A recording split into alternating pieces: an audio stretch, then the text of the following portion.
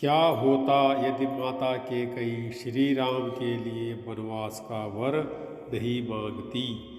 अगर ऐसा हो जाता तो श्री राम के अवतार का महत्व ही समाप्त हो जाता। माता कैकेयी सर्वाधिक प्रेम श्री राम से करती थी, ऐसा प्रेम जिसने देवताओं को भयभीत कर दिया। स्वयं ब्रह्मा जी और महेश्वर भी चिंता में पड़ गए, क्योंकि सभी यह जानते थे कि श्री राम माता कैकेयी को माता कौशल्या से अत्यधिक प्रेम करते थे, माता कैकेयी के लाडले थे। ऐसी स्थिति में देवताओं की चिंता भी जायज थी।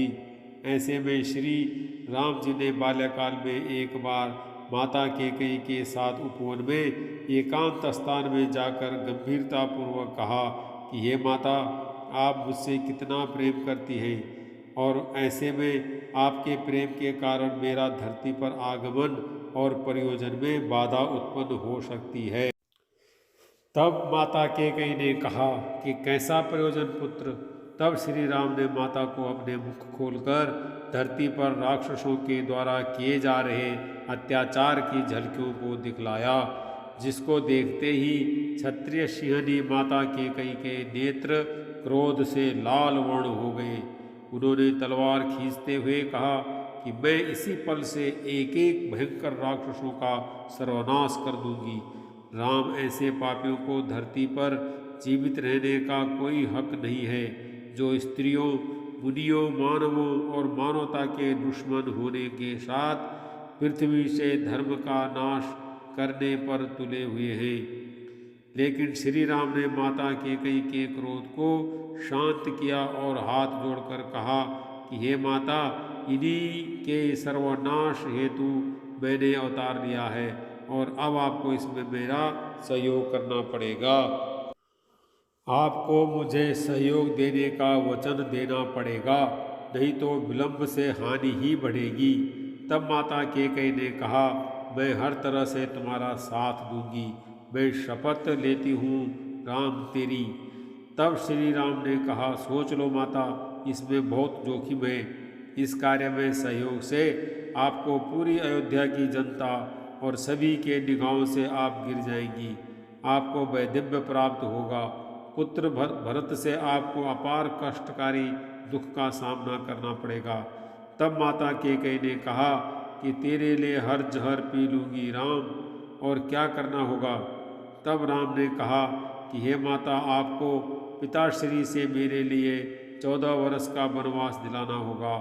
यह बात सुनते ही माता कैकेयी रोते हुए कहने लगी कि राम, जब मैंने इतना सब कुछ झेलना है तो यह वनवास क्यों? मैं इसके लिए तैयार नहीं। तुम यही अयोध्या से ही सभी कार्य सिद्ध कर सकते हो, मैं ऐसा नहीं कर सकती। तू मेरा प्राण है राम, तेरे लिए मैं वनवास को, वो भी 14 वर्ष का, मेरी जीभ कट जाए, गिर जाए, तब भी मैं यह वचन तेरे पिता से नहीं मांगूंगी। मुझे माफ करो राम। तब राम ने कहा कि आपने मुझे वचन दिया है माता, आपको ऐसा करना होगा, नहीं तो संसार में मेरी और रघुकुल के साथ पिता श्री दशरथ की भी निंदा होगी। लेकिन माता कैकेयी ने कुछ नहीं कहा और अपने महल चली गई।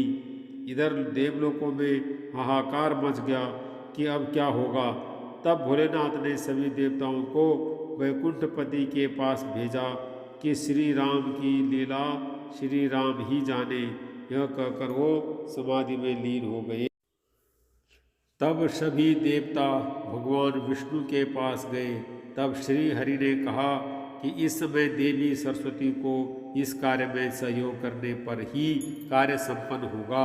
और फिर आगे लीलाओं का चक्र जब आगे बढ़ा, तब सर्वप्रथम मंथरा की बुद्धि माता सरस्वती ने भ्रष्ट किया, और उसके बाद माता कैकेयी की मति को सरस्वती माता ने हर लिया।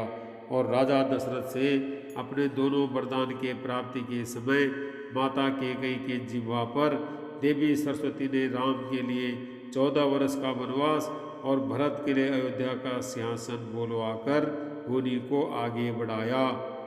अगर इतना दंड फंद ना करते तो माता कैकेयी के मुख से श्री राम के लिए वनवास असंभव था। माता कैकेयी महान वीरांगना होने के साथ साथ इतिहास की सबसे ज़्यादा कष्ट पाने वाली महिला थी। जय सिया राम।